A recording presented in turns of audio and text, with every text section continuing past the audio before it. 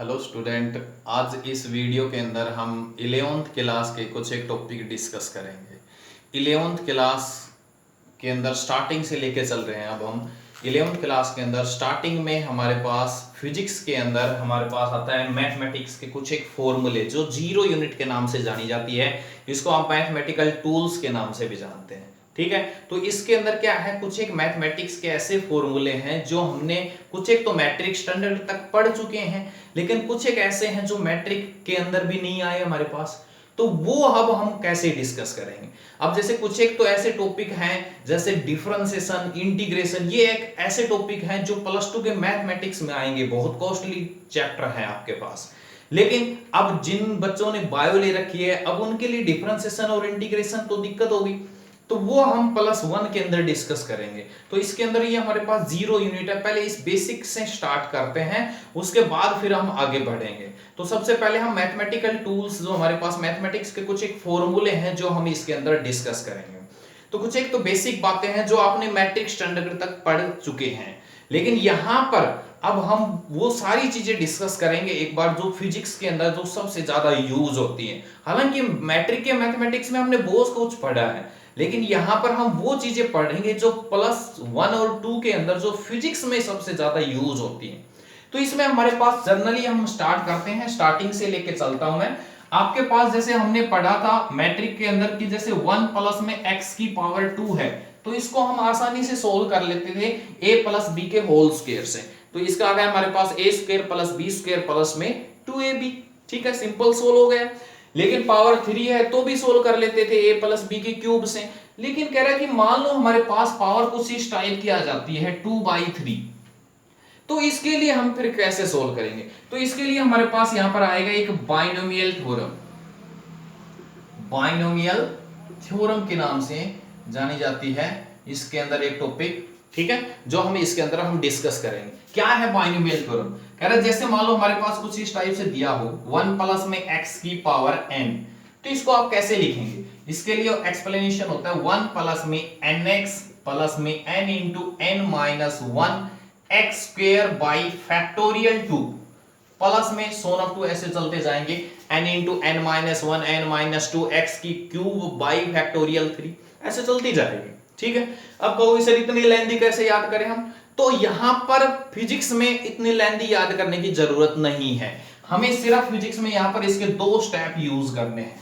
1 plus में nx, मतलब सीधा सा हम याद करेंगे इसमें कि जो पावर है उस पावर को सेकंड टर्म के साथ मल्टीप्लाई कर ले, बस इतना करना है। हमें ज्यादा एक्सप्लेनेशन नहीं करना है इसके अंदर, क्योंकि इसमें इस टाइप के ही जो दिक्कत आ जाती है, जैसे ये पावर होगी 2/3, तो इस टाइप के जो क्वेश्चन है ना उन्हीं को सोल्व करने के लिए हम इसका यूज करते हैं, और बाकी रेगुलर यूज नहीं करते हैं, क्योंकि इसमें जो हमारे पास रिजल्ट आता है वो अप्रोक्सीमेट आता है, एक्यूरेट नहीं आता है। तो जैसे 1 प्लस में x की पावर हो गया 2/3 मैंने बताया, तो इसको आपका पास सॉल्यूशन क्या हो जाएगा 1 प्लस में 2/3x, बस इतना होगा आपके पास। समझ में ये बात। अब इसी के अंदर अगर मान लो ऐसे भी आ गए 1 प्लस में x की पावर -7/5, तो वही बात है, जो भी पावर है कुछ भी हमें नहीं देखना है, जो भी पावर है उसको सेकंड टर्म के साथ मल्टीप्लाई कर दो, दैट फिनिश। समझ में आई बात, क्लियर है। तो ये थी हमारे पास इसके अंदर बाइनोमियल, जिसमें हमें इस टाइप का जैसे मिल जाएगा आपके पास कि हमें इसको कैसे सोल्व करें। तो इस टाइप के अंदर हम बाइनोमियल का यूज करेंगे। इसके अलावा हमने राइट एंगल ट्राइंगल के बारे में अच्छी तरह से पढ़ा है, खूब अच्छी तरह से यूज होते हैं ये फिजिक्स के अंदर। जो टूल्स हैं ये आपके पास खूब यूज होते हैं इसके अंदर। जैसे ये हमारे पास एक राइट एंगल ट्राइंगल है, इसके अंदर ये हमारे पास क्या हो जाएगा, परपेंडिकुलर होगा, ये क्या होगा आपका बेस होगा, ये क्या होगा आपका हाइपोटेन्यूज हो जाएगा। ठीक है, ये आपका एंगल होता है 90 का। ठीक है, आई बात समझ में। ये चीजें बेसिक है, खूब हमने मैट्रिक में पढ़ी है, लेकिन पहले बता रहा हूं फिजिक्स में बहुत ज्यादा यूज होती है इनका।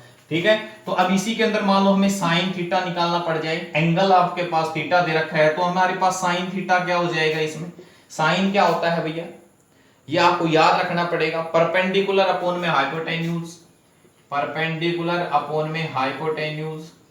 ऐसे ही कोस क्या होता है आपके पास, कोस के बारे में पता होना चाहिए। कोस क्या हो जाएगा, बेस अपॉन में हाइपोटेन्यूज। tan क्या हो जाएगा हमारे पास, परपेंडिकुलर अपॉन में बेस। समझ गए बात को। ज्यादातर तो ये यूज होते हैं, कोसिकेंट सीकेंट भी होते हैं, वो इनका रेसिप्रोकल कर देंगे, लेकिन वो हमारे पास फिजिक्स में बहुत कम यूज होते हैं। आप लोगों ने पढ़ा है, लेकिन मैं थोड़ा सा अपडेट करने लग रहा हूं आपको पीछे की बातें जो आपने पढ़ी है। ये ज्यादातर यूज होने वाली चीजें हैं। अब इसी में जैसे हम इसका उल्टा करेंगे तो हमारे पास क्या आ जाएगा, कोसिकेंट आ जाएगा, इसका उल्टा करेंगे सीकेंट आ जाएगा, इसका उल्टा करेंगे कोट आ जाएगा, ठीक है। लेकिन वो सब चीजें कम यूज होती हैं, ज्यादातर ये यूज होती हैं, तो इनके बारे में भी हमें अच्छी तरह से पता होना चाहिए। इसी के अंदर इनकी जो टेबल है, टेबल का मतलब जैसे आपसे पूछ लिया भाई साइन जीरो की वैल्यू क्या होती है, वो आपको याद होनी चाहिए। कोस जीरो की वैल्यू क्या होती है, साइन पाई बाय 2 कितना होता है, साइन पाई बाय 2 की वैल्यू कितनी होगी, कोस पाई बाय 2 की वैल्यू कितनी होगी, ठीक है। ये सारी जो टेबल है वो टेबल भी आपको याद होनी चाहिए, ठीक है। इनमें क्या है, सिंपल सी टेबल है, इनमें उल्टा याद करो। जैसे साइन जीरो की जो वैल्यू होती है वो कोस पाई बाय 2 की वैल्यू होती है, ठीक है। साइन पाई बाय 2 की जो वैल्यू होती है वो कोस जीरो की वैल्यू होती है, एक दूसरे के उल्टे हो गए। ऐसे ही साइन 30 की वैल्यू और कोस 60 की वैल्यू सेम होती है, ठीक है। और साइन 45 और कोस 45 दोनों की वैल्यू तो सेम होती है। समझ गए बात को। ये सब चीजें आपने पढ़ी भी है, लेकिन अब मैं वो टॉपिक डिस्कस करने जा रहा हूं जो आपने नहीं पढ़ा, और उसमें हमारे पास आज हम एक टॉपिक करेंगे जिसके अंदर दो टॉपिक हैं हमारे पास, जो आपने 2-3 है काफी हैं जो हमने नहीं पढ़े, लेकिन आज हम वो एक इंपॉर्टेंट टॉपिक करने जा रहे हैं जो हमारे पास इसके अंदर यूज होगा, जो हमने मैट्रिक तक भी नहीं पढ़ा, ठीक है। तो बायो वालों के लिए तो यहां पर अभी पढ़ना है इसी क्लास के अंदर। तो हम डिस्कस कर रहे हैं वो टॉपिक आपका डिफरेंशिएशन।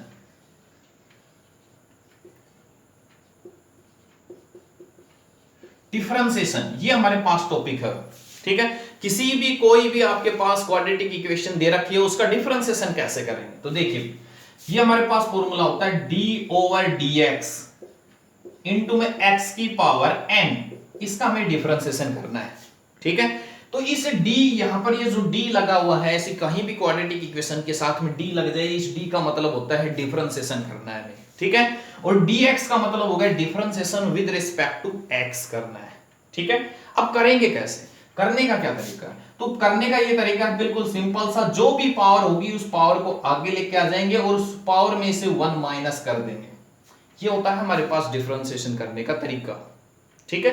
आई बात समझ में। जैसे मैं जनरली एक एग्जांपल लेके चल रहा हूं कोई भी क्वाड्रेटिक इक्वेशन का, d और dx, जैसे ये हमारे पास x स्क्वायर प्लस में 9x प्लस में 3, इसका डिफरेंशिएशन करना है, क्या आएगा इसका रिजल्ट देखते हैं। इसकी पावर कितनी है 2, मैंने क्या कहा था पावर को आगे लेके आना है, तो 2 को आगे लेके आएंगे, उसमें से 1 सब्ट्रैक्ट कर देंगे, कितना बचा 1 प्लस में 9, x की पावर यहां पर कितनी है 1 है, 1 को आगे लेके आए, 9 से 1 से मल्टीप्लाई किया 9 ही हो गए, उसमें से 1 माइनस कर दिया, 1 माइनस 1 कितना हुआ 0, x की पावर 0 कितनी होगी 1, किसी की भी पावर 0 हो वो 1 के इक्वल होती है। तो जिसका जिसके रिस्पेक्ट में या करो ना डिफरेंशिएशन, जैसे x है और x के रिस्पेक्ट में करने लग रहे हैं तो उसका डिफरेंशिएशन याद रखना 1 आएगा।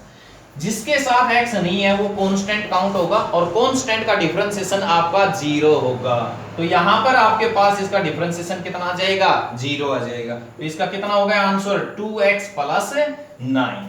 समझ में आई बात, क्लियर है। ऐसे यहां पर से कोई भी हो, एबीसीडी में 26 अक्षर होते हैं, x y z t कुछ भी आए यहां पर सभी का डिफरेंशिएशन यही होगा d और dt। ये हमारे पास आ गया t की power 3/2 plus 9 root t plus 36, ये आ गया हमारे पास। इसका करो डिफरेंशिएशन, इसका कर दो, सेम वही प्रोसेस है हमारा। पावर जो है वो आगे आ जाएगी, 3/2 आगे आ गया, उसमें से 1 माइनस कर दीजिए, 1 माइनस करेंगे पावर कितनी बच गई हाफ, ठीक है। 3/2 में से 1 माइनस कर दो। ऐसे ही 9 रूट टी का मतलब क्या होता है t की पावर 1/2, इसका कर लो, पावर आगे लेके आ जाओ और उसमें से 1 माइनस कर दो, हाफ में से 1 माइनस करेंगे कितना हो जाएगा माइनस हाफ, तो कितना हो गया 9/2 t की पावर माइनस हाफ। ऐसे 36 के साथ t नहीं है तो कांस्टेंट हो गया, और कांस्टेंट का डिफरेंशिएशन क्या हो गया 0, फिनिश। समझ में आई बात, क्लियर है। तो ये था आपके पास इसी के अंदर सिंपल डिफरेंशिएशन। इसके अंदर एक इसका रूल और है, वो और मैं डिस्कस कर रहा हूं, जिसको हम प्रोडक्ट रूल बोलते हैं। जैसे मान लो हमारे पास दो कोफिशिएंट आ जाएं, ठीक है, कुछ एक इसके अंदर फॉर्मूले भी हैं डिफरेंशिएशन को जो आपको याद रखने पड़ेंगे, जैसे differentiation of sin x, differentiation of sine x, अगर हम एक्स के ही रिस्पेक्ट में कर रहे हैं तो डिफरेंशिएशन साइन एक्स का क्या हो जाएगा, कोस एक्स। ऐसे कोस एक्स का डिफरेंशिएशन वो क्या हो जाएगा आपके पास, माइनस साइन एक्स। तो ये क्या है, कुछ एक फॉर्मूले हैं जो आपको बुक के अंदर दे रखे हैं, वो आपको याद रखने हैं। ऐसे tan का करेंगे सीकेंड स्क्वायर एक्स, ठीक है, आई बात समझ में। तो ये तो कुछ एक फॉर्मूले हैं जो आपको याद करने हैं। लेकिन कई बार क्या होता है, ऐसे दो कोऑर्डिनेट एक ही, जैसे हम डिफरेंशिएशन कर रहे हैं एक्स के रिस्पेक्ट में, अब वहां पर एक ही टर्म के दो दो कोफिशिएंट आ गए, तो उसके लिए हमारे पास एक रूल है, प्रोडक्ट रूल। उसको और एक बार मैं डिस्कस कर रहा हूं, फिर उसके बाद आगे हम डिस्कस करेंगे। तो जैसे हमारे पास ये आ गया, दो है आपके पास कोफिशिएंट हैं, ठीक है, u एंड v हम नाम दे देते हैं उसका, ठीक है। तो इसका डिफरेंशिएशन क्या होगा, तो फर्स्ट इंटू में सेकंड का डिफरेंशिएशन प्लस में सेकंड इंटू में फर्स्ट का डिफरेंशिएशन, ये रूल, ये आपके पास तरीका होता है। तो अभी जैसे मैंने अभी डिस्कस किया, जैसे हम एक क्वेश्चन लेते हैं सिंपल सा, d over dx x sin x। अब यहां पर देखिए x के दो कोफिशिएंट हो गए, एक ये होगा एक ये होगा, तो एक को नाम देंगे फर्स्ट, एक को सेकंड, मतलब जैसे एक को नाम दिया था u, एक को दिया था v, ऐसे एक का फर्स्ट एक का सेकंड हो गया। तो इसका हम करते हैं, तो क्या हो जाएगा भाई, फर्स्ट इंटू में सेकंड का डिफरेंशिएशन, अभी मैंने बताया था sin x का डिफरेंशिएशन क्या हो जाएगा, cos x, प्लस में सेकंड, सेकंड कौन हो गया sin x, इंटू में फर्स्ट का डिफरेंशिएशन, फर्स्ट कौन हुआ अब x, तो x का डिफरेंशिएशन कितना हो जाएगा, इंटू में 1, तो ये आ गया हमारे पास। ये तो बहुत कम यूज होता है, सिंपल डिफरेंशिएशन ही आपके पास यूज में होते हैं, ठीक है। तो इस प्रकार से अगर प्रोडक्ट मतलब एक के दो दो कोफिशिएंट अगर आ जाएं हमारे पास, तो उसके लिए हम ये रूल अप्लाई करेंगे इसके अंदर। अभी बात समझ में। तो ये था हमारे पास डिफरेंशिएशन। नेक्स्ट टॉपिक के अंदर हम इसके इंटीग्रेशन वगैरह लॉग के कुछ एक और मैथमेटिकल फॉर्मूले हैं वो डिस्कस करेंगे। आज के लिए इतना ही। Thanks, have a nice day.